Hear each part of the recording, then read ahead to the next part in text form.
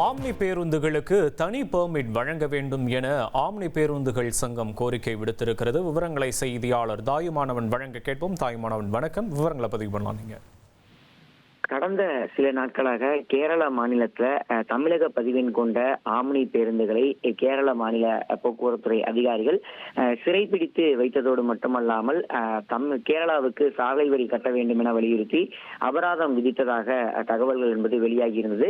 தொடர்ச்சியாக 100க்கும் மேற்பட்ட ஆம்னி பேருந்துகளை பறிமுதல் செய்து வைத்ததன் காரணமாக கேரளாவுக்கு செல்லக்கூடிய ஆம்னி பேருந்துகள் எதுவுமே இயக்கப்பட மாட்டாது என ஆம்னி பேருந்து சங்கத்தின் தரப்புல தகவல் என்பது வெளியிடப்பட்டிருந்தது.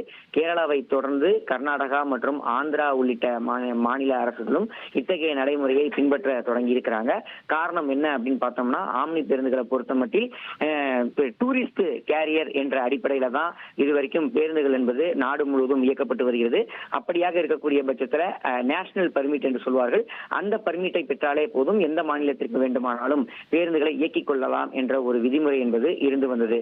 இந்த நிலையில தான் நேஷனல் பர்மிட் பெற்ற வாகனங்கள் மற்றும் வெளிமாநில பதிவு கொண்ட வாகனங்களை தமிழகத்துல இயக்கும் போது தமிழகத்திற்கான வருவாய் பாதிப்புகள் என்பது ஏற்படுவதால, எனவே தமிழகத்திற்கென்று சாலை வரி என்பது இருக்கிறது. அந்த சாலை வரியை கட்டினால் மட்டுமே தமிழகத்திற்குள் அந்த வெளிமாநில பதிவெண் கொண்ட பேருந்துகளாகட்டும் தமிழக பதிவெண் கொண்ட பேருந்துகளாகட்டும் இயக்க முடியும் என ஆம்னி பேருந்துகள் இயக்க முடியும் என தமிழக போக்குவரத்துறை உத்தரவை வழங்கியிருந்தாங்க. இதனைத் தொடர்ந்து தமிழகத்திலும் பல்வேறு பேருந்துகள் என்பது சிறைப்பிடித்து வைக்கப்பட்டிருந்தது. வெளிமாநில பதிவெண் கொண்ட பேருந்துகள் இறுதியாக அவர்கள் அனைவருமே தமிழக பதிவெண் கொண்ட வாகனங்களாகவோ அல்லது தமிழகத்திற்கான அந்த சாலை வரியை கட்டி தமிழகத்துல பேருந்துகளை இயக்குவதற்கான நடவடிக்கையை எடுத்திருந்தாங்க.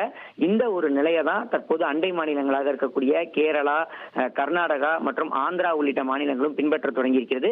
இதன் காரணமாக தமிழக பதிவெண் கொண்ட வாகனங்கள் இந்த மாநிலங்கள்ல பயணம் மேற்கொள்ளும் போது சாலை வரியை கூடுதலாக கட்ட வேண்டிய சூழல் என்பது ஏற்பட்டிருக்கிறது. குறிப்பா தமிழக பதிவெண் கொண்ட வாகனங்களை பொறுத்த மட்டில் பார்த்தோம் என்றால் கர்நாடகாவில் தலா 2 லட்சம் வீதம் சாலை வரி என்பது கட்ட வேண்டிய சூழல் இருக்கிறது. 40 பேருந்துகள் என்பது சிறைப்பிடித்து வைக்கப்பட்டிருக்கிறது. இதே போல ஆந்திராவை பொறுத்த மட்டில் 100க்கும் மேற்பட்ட ஆம்னி பேருந்துகள் சிறைப்பிடித்து அபராதம் என்பது வசூலிக்கப்பட்டிருக்கிறது. கேரளாவிலும் இத்தகைய நடைமுறையை தொடர்கிறது. எனவே தமிழகத்திலிருந்து பிற மாவட்டங்கள் இயக்கப்படக்கூடிய தமிழக பதிவெண் கொண்ட வாகனங்கள் 50% பேருந்துகள் என்பது இயக்க முடியாத சூழல் இருக்கிறது.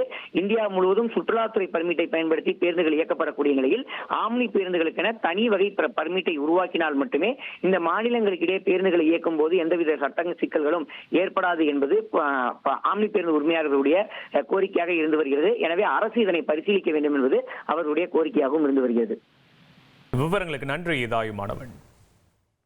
ட்ரெண்ட ஃப்ரெண்ட் ஆக்கிக்கோங்க. தந்தி டிவியின் சப்ஸ்கிரைபர்ஸ் அண்ட் ஃபாலோவர்ஸ் குடும்பத்துல நீங்களும் இணையுங்க.